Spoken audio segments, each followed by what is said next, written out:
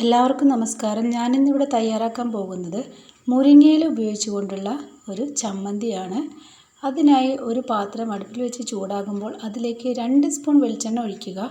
അതിലേക്ക് ഒരു കഷ്ണം ഇഞ്ചി ചെറുതായി അരിഞ്ഞത് ചേർത്ത് ഇളക്കുക.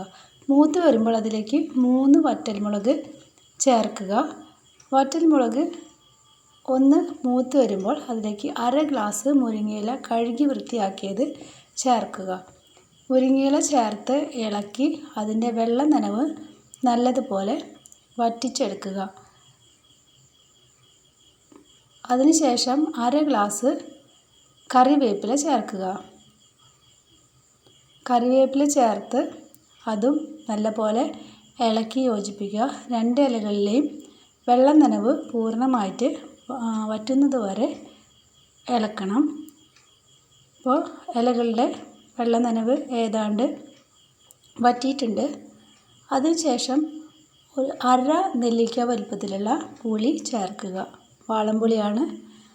അതും കൂടെ ഇളക്കി യോജിപ്പിച്ച് അതിൽ എണ്ണ തെളിഞ്ഞ് വരുന്നത് വരെ, ചട്ടിയിൽ എണ്ണ തെളിഞ്ഞ് വരുന്നത് വരെ ഇളക്കണം. അപ്പോൾ ഇലകളൊക്കെ നന്നായിട്ട് വറുത്ത് കിട്ടിയിട്ടുണ്ട്.